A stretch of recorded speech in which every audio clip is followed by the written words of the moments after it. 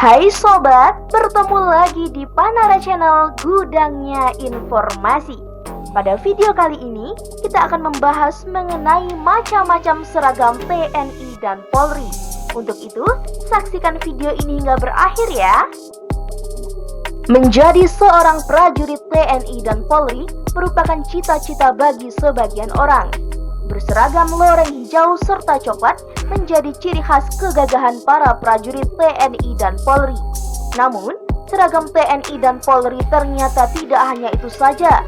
Terdapat seragam lainnya yang harus mereka pakai di setiap situasi yang berbeda-beda. Lalu, apa saja sih macam-macam seragam yang dimiliki TNI dan Polri? Seragam TNI. Yang pertama, TNI Angkatan Darat. TNI Angkatan Darat memiliki 3 jenis seragam yang digunakan menyesuaikan situasi yang ada. Adapun rinciannya adalah: yang pertama, pakaian dinas harian atau PDH. Seragam ini seperti kemeja berwarna hijau polos. Adapun penggunaannya adalah: yang pertama, bekerja di hari Senin sampai dengan hari Rabu bagi tingkat eselon 3 ke atas. Yang kedua, bekerja pada hari Senin sampai dengan Kamis bagi tingkat eselon 4 ke bawah.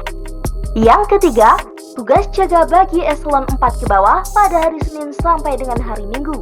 Yang keempat, upacara bendera bulanan. Selanjutnya, kegiatan di lapangan, meninjau latihan dan kegiatan sosial, serta mengantar dan menjemput kesatuan yang berangkat dan kembali dari tugas operasi. Seragam TNI yang kedua adalah pakaian dinas upacara atau PDU. Seragam ini dengan kerah baju seperti jas dan panjang baju lebih panjang berwarna hijau army. Jenis seragam ini digunakan pada saat: yang pertama, upacara pelantikan kepala negara dan wakil kepala negara, pengantaran dan penyambutan jenazah, lalu ziarah nasional, yang keempat, upacara tabur bunga di laut, yang kelima, apel kehormatan dan renungan suci. Dan jenis seragam TNI Angkatan Darat yang terakhir adalah pakaian dinas lapangan atau PDL. Seragam ini berwarna hijau loreng, digunakan sesuai dengan kebutuhan atau undangan untuk prajurit yang bekerja di luar kantor atau di lapangan. Selanjutnya, seragam TNI Angkatan Udara. Secara umum, seragam karbol dibagi dalam 6 kategori. Yang pertama, pakaian dinas upacara 1, digunakan saat upacara Hari Besar TNI, ziarah dan pemakaman, serta pelantikan dan HUT TNI. Selanjutnya, PDU tingkat 2, digunakan saat jamuan resmi kenegaraan atau kegiatan yang bersifat resmi dengan negara lain. Yang ketiga, PDU 4, seragam ini digunakan saat upacara hari ulang tahun satuan atau upacara serah terima jabatan. Kemudian, pakaian dinas harian yang digunakan untuk berdinas sehari-hari di kantor. Yang kelima adalah pakaian dinas lapangan yang digunakan oleh seluruh matra baik Angkatan Darat, Angkatan Laut, maupun Angkatan Udara. Dan yang terakhir, pakaian olahraga yang digunakan pada saat hari olahraga setiap Selasa dan Jumat. Selanjutnya, seragam TNI Angkatan Laut. Seragam TNI Angkatan Laut juga dibedakan menjadi PDH upacara, PDH penerbang, PDH penerbang SAR, PDH Pomal, PDH layar, PDH olahraga, dan pakaian dinas hamil tersebut merupakan seragam resmi anggota Korps Wanita TNI Angkatan Laut, dan masih ada unit seragam lainnya sesuai dengan kegiatan yang diperuntukannya. Seragam Polri. Yang pertama, seragam polisi Satlantas. Seragam polisi Satlantas identik dengan warna putih, baik untuk kopel, penutup kepala, atau helm, dan juga tali kur yang berwarna putih. Tugasnya tentu untuk membina lalu lintas. Yang kedua, seragam Korps Brimob.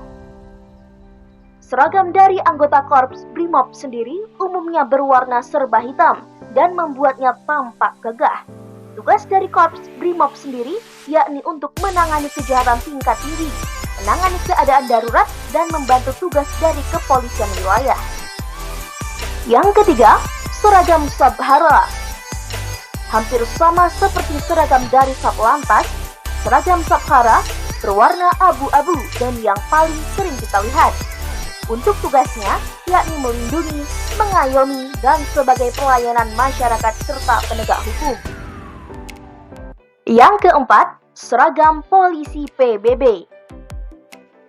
Sedikit berbeda dengan seragam polisi lainnya, polisi PBB memiliki seragam berwarna keabu-abuan dengan baret biru muda.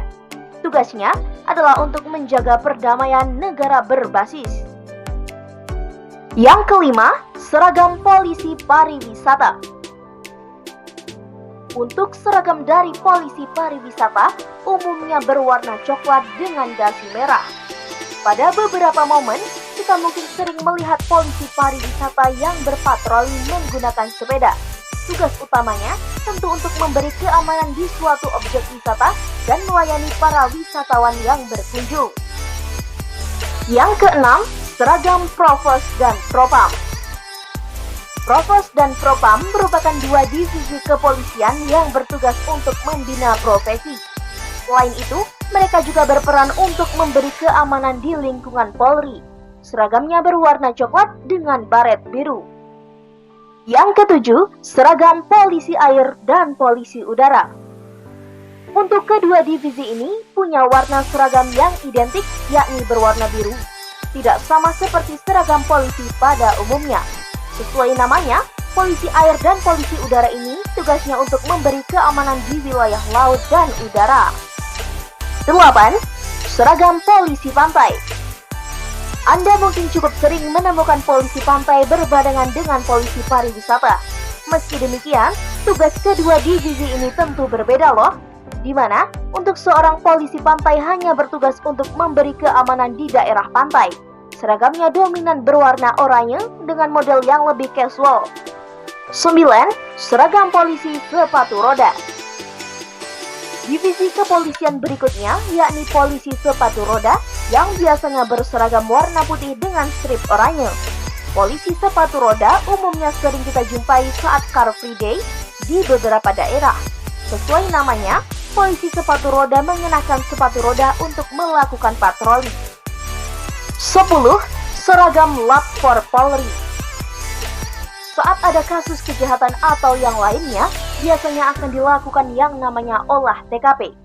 Ini merupakan tugas dari Lab 4 Polri, di mana bukti akan ditemukan dan kasus pun terungkap. Seragam untuk Lab 4 Polri ini berupa kemeja hitam dengan mengenakan topi dan rompi. 11. Seragam polisi DVI. Hampir sama dengan Lab 4, polisi DVI mengenakan seragam berupa kemeja hitam. Tugasnya untuk melakukan identifikasi korban dari sebuah kasus atau bencana. 12. Seragam polisi Inabis. Seragam untuk polisi Inabis berwarna oranye. Tugasnya juga mengidentifikasi korban dari bencana atau sebuah kasus. Namun, polisi Inabis hanya berfokus pada sidik jari untuk mengungkap identitas korban. Nah, itulah tadi macam-macam seragam yang dimiliki oleh TNI atau Polri. Jangan lupa klik tombol like, komen, dan subscribe. Dan jangan lupa pula untuk mengaktifkan lonceng notifikasi agar kalian tidak ketinggalan video-video terbaru dan terupdate dari Panara Channel. Sampai jumpa di video berikutnya.